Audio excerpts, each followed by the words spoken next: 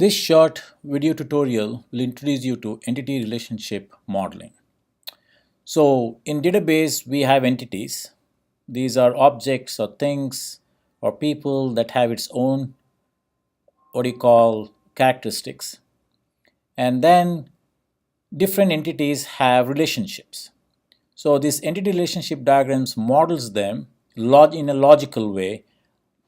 What logical we mean is trying to show the true relationship between entities and what type of relationships they have. This is then converted into the physical structure of the database. So this short tutorial first we'll see how do we model and how do you use the tool to model them and how to convert them into actual database structure. So if you read this example, ABC is a small retailer. The company has thousands of customers and thousands of products. Customers place orders. Each order can have multiple products for different quantities. You want to track for each order the order date and the expected delivery date. You also want to track for each product within an order the quantity and the amount. Okay. Now when you read this, you got to understand what are these entities. Obviously you have customers can be an entity, product is an entity. Now customers place orders, so order can be an entity. But order is for many different products, so there's a relationship. So there's a relationship between customers and orders, and there's a relationship between orders and the products. So once we understand this different entities and their relationships, we can use a tool like Data Modeler from Oracle to provide the logical ER model and then convert that into physical. Please open the Oracle SQL Developer Data Modeler. The starting page looks like this. So you see the logical model. This is where you show your entities and relationships. There are lots of subcategories here: relations, inheritances, views, subviews. We'll only look at entities and relationship. That's the most important ones. So anytime when you are confused what to do, always use a right click. You can just say show. So you get a page where you can actually reflect or draw your entity relationship diagrams. Okay. So there are many different icons here. So if you go here, this is the new entity. Click on this icon, new entity, and draw an entity, and it opens up a box where you can display what the name is. So we identified many different entities in that example. One is customer. So I'll call the name customer. And if you go here, attributes, so these are the attributes of the customer. So let's call, so if you have the plus sign is to add attributes. Let's add one of them. So the first one is, I'll call it customer ID, so cust ID. So the data type is, I'll say logical, and here you can define the type of data that you have. So customer ID could be a character of say size 5. I'm just going to make it up. So let's say character of size 5, and you're allocating characters and not bytes. In this case, one character might take 1 byte, so you're okay. So you created one of the attributes, and this is your primary identifier. So I'll click on primary identifier. Okay, say apply. So you see one of the attributes called customer ID. There's a character 5 characters, and this we identified to be the primary key for this particular entity. So let's just add some more. We'll call it customer name, logical, and the customer name can be a variable character. So I'm going to use var_char, and we'll say the size of this is about 20 in character, and we can. And this is not a primary key. We can say it is mandatory, means it cannot take a null value. I can put mandatory, means somebody has to put the name of this customer. Say apply. And likewise, we're going to add customer state. I'll just ignore other attributes just for simplicity here. So I'll say character of size 2, which means it's exactly size 2. It's not a variable character, but a fixed size of 2. If you want, you can say not null too, means you got to always have which customer they come from, which state they come from. Say apply, and we'll add one more, and we'll call it customer zip, logical. And you can choose this to be a number or a character. If you use a number, which means that if you have something starting with 0, then you obviously can't use a number. But for just for example's sake, I'll just put it as a numeric. You have numeric, okay. And we'll look at we'll not worry about the precision and scale and so on. And you can choose to have mandatory as well, okay. So we have now created an entity with all the attributes, and this pound sign here reflects that's the identifier. Likewise, let's go ahead and create your product. So I'll call this product. Say attributes. We're going to repeat this again. We'll call it prod ID. Logical. We'll say it's a character of size 4. It's your primary identifier. Obviously, when you pick primary, mandatory is automatically clicked because an entity can never take a null value. I mean, the identifier can never take a null value. That's why it's the primary key. Say apply. And I'll call it product name. Logical.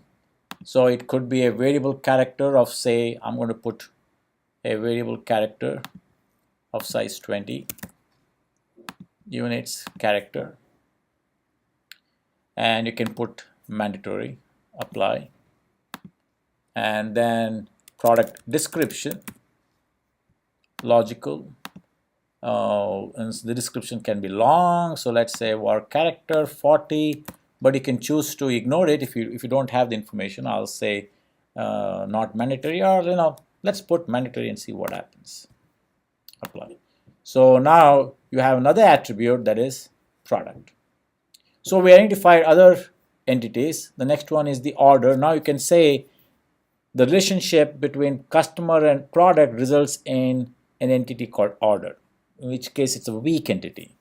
Or you can just say order is an entity by itself, and there's a relationship between the customer and that order. So there are different ways to model it. So we'll take the more simplistic way. We'll say new entity,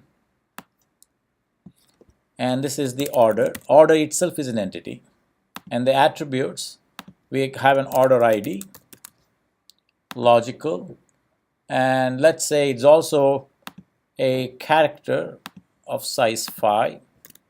It's the unique identifier, apply, and we know the order date you need. It's order date. When was the order placed? Logical. And we'll say date. And if you want date and time, you can do that too. You can pick date and time. We'll just, for time being, just take date, and you got to have mandatory here. Apply. And we'll say delivery date.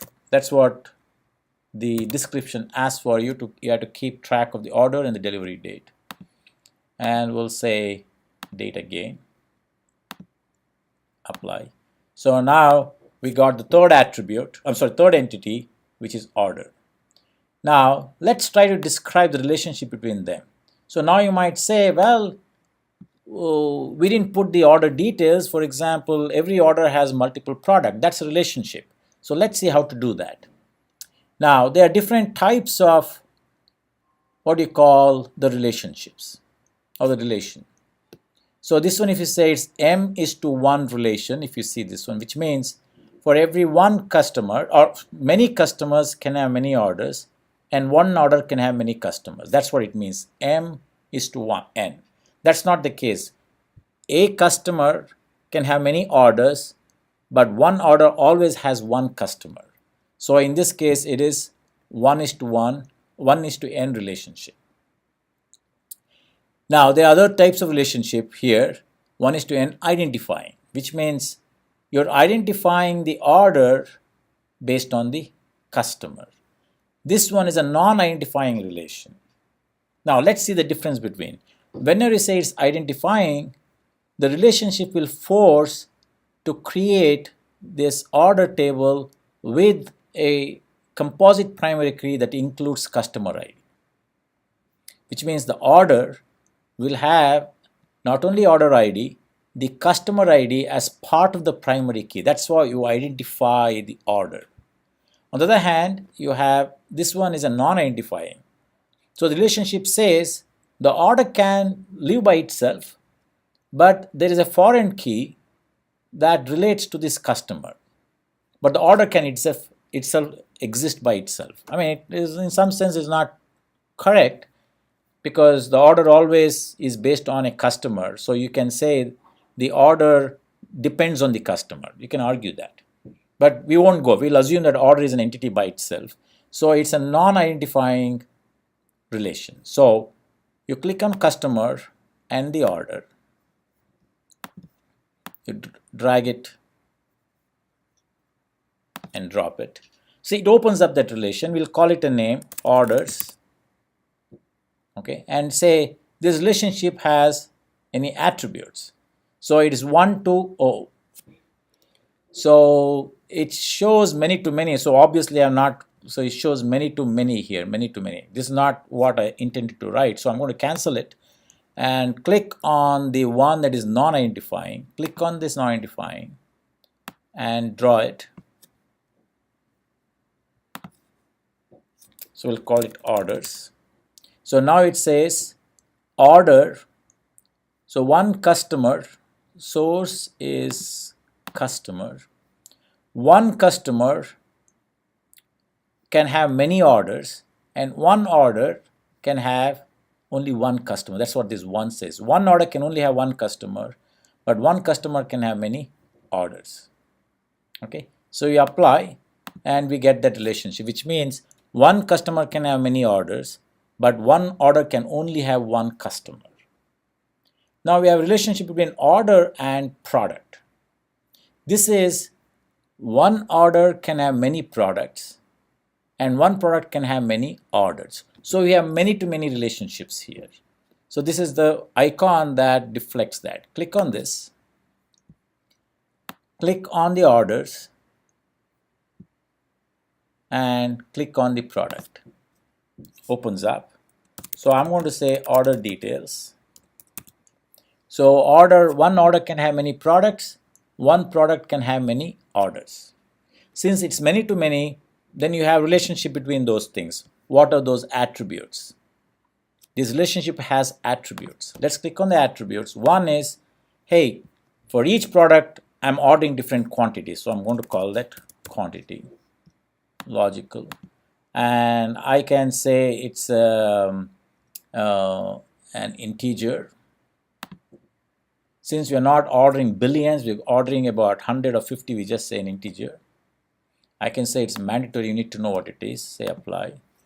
Then I need to know what is the amount, logical. And this is you can put it as double, or you can just put numeric. Okay, mandatory, apply, say okay. So now you are displayed relationship between product and order. It's many to many relationship, and it has certain attributes for this relationship. Now this is the logical description of the problem statement I had.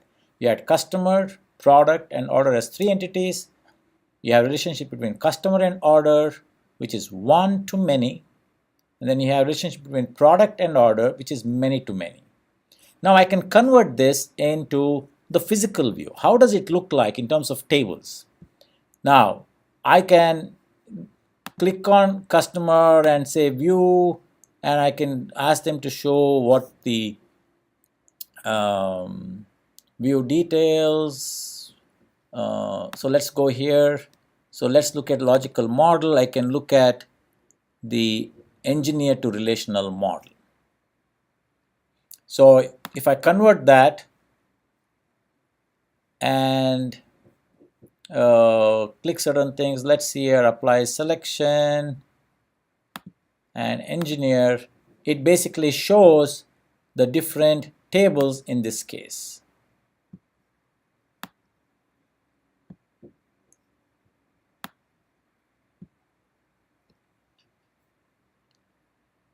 Okay, so let's look at what are these. So in this case, you have customer, and the customer PK is a primary key. Customer ID is the primary key. That's one of the tables. Product, your product ID is your primary key.